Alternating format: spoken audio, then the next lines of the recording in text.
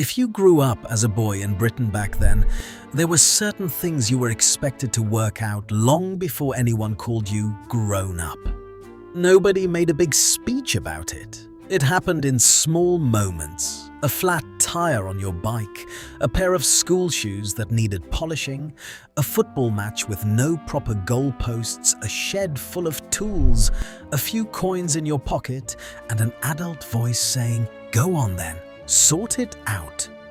By the time you were 12, you might still have been small enough to wear short trousers to school, but you already knew how to get around your own streets, how to make things last, how to help when someone asked, and how to disappear outside for hours without anyone needing to know exactly where you were. And looking back now, some of those little skills feel like part of a world that quietly vanished. Number 1. Riding a bike everywhere. For many British boys, the bike was the first real taste of independence. It might have been a rally chopper, an old hand-me-down with chipped paint, or something your dad had repaired in the shed. But once you had a bike, the world suddenly became bigger. You could ride to the park, the corner shop, the playing field, your mate's house, or the bit of waste ground everyone treated like an adventure park. Nobody expected perfect safety. You rode too fast, skidded on gravel, clipped your ankles on the pedals, and came home with oil on your socks. A bike leaning against a garden wall meant children were nearby, somewhere out of sight, making the day up as they went along. Number 2. Fixing a puncture. Sooner or later, every boy learned that freedom came with flat tires. The bike would be turned upside down on the pavement or in the garden, handlebars and saddle resting on the ground, while someone produced a repair kit from a tin that smelled faintly of rubber glue. There were tire levers, patches, sandpaper, and that little tube of adhesive you had to use carefully because adults made it sound more dangerous than it looked. Finding the hole felt like detective work. You pumped the inner tube, listened, squeezed, dunked it in water if you were lucky, and waited for the tiny bubbles to appear. When the patch finally held, it felt like a proper achievement. You had not just repaired a tire, you had earned the right to ride off again. Number 3. Polishing school shoes. Sunday evening had its own routine in many homes, and somewhere in it came the school shoes. They were scuffed from playground football, muddy from shortcuts, and dull from a week of being treated with no respect at all. Out came the tin of black polish, the old brush, the cloth, and sometimes a warning not to get it on the carpet. You learned to work the polish into the leather, wait, then buff until the shoes looked almost smart again. It was a small job, but it carried a message. Monday was coming, school had standards, and a boy who turned up with filthy shoes would hear about it, either at home, in class, or both. Number 4. Playing football anywhere. A British boy did not need a proper pitch to play football. He needed a ball, a bit of space, and something that could pass as goalposts, jumpers, school bags, brick walls, garage doors, lampposts, or 2 stones placed roughly the right distance apart. That was enough. The rules changed depending on how many boys were there, whose ball it was, whether cars were parked in the way, and which adult was most likely to shout if the ball hit a window. You learned fairness, argument, loyalty, and how to insist the ball had definitely crossed the line even when nobody could prove it.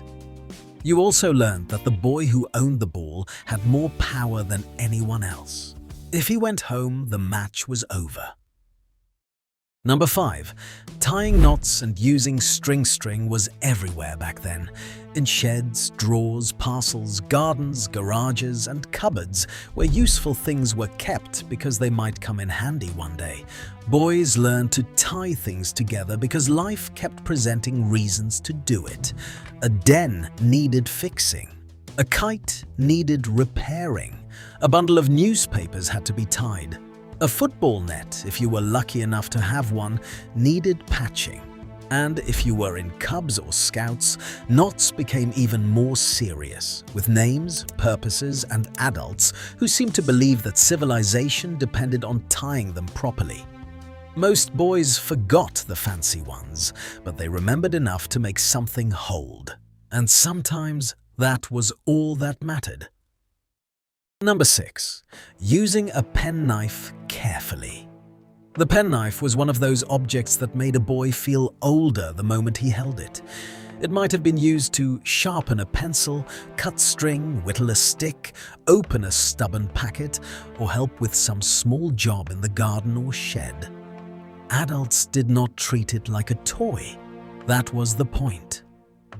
You were expected to be careful, to close it properly, to keep your fingers out of the way, and to understand that being trusted with something sharp meant behaving as if you deserved that trust. For many boys, it was not about danger. It was about responsibility. A small tool in your pocket could make you feel capable in a way few things did. Number 7. Making things from wood. Woodwork was one of those school lessons that left a smell in the memory. Sawdust, varnish, glue, pencil lines on pale wood, and the sound of someone sawing badly while the teacher walked around pretending not to worry. Boys made pencil boxes, bookends, little shelves, wonky bird tables, or objects that were proudly taken home and quietly placed somewhere by a parent who was not entirely sure what they were. The shed offered another version of the same education.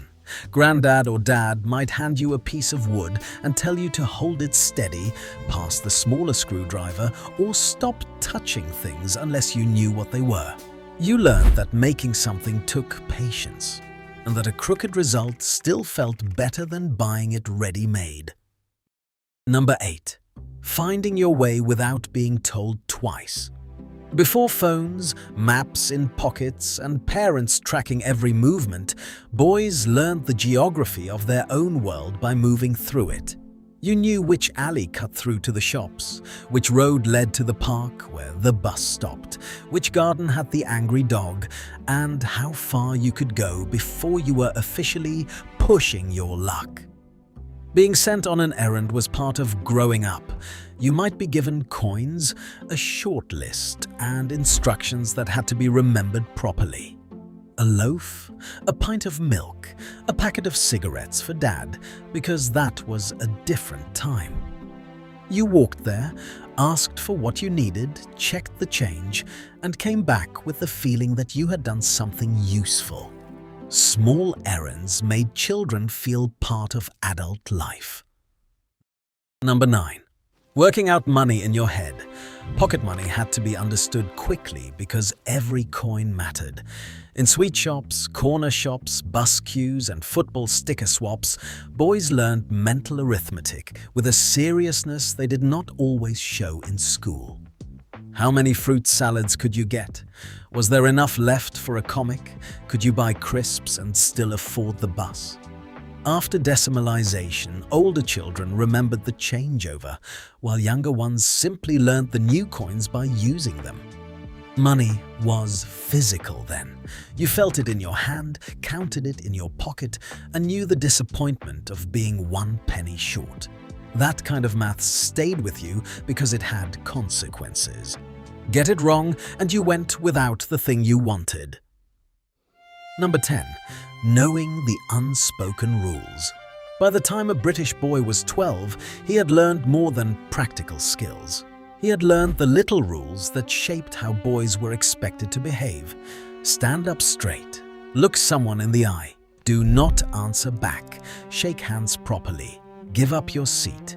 Do not make a fuss if you fall over. Be home when you are told. And if an adult gave you a job, do it without too much complaining.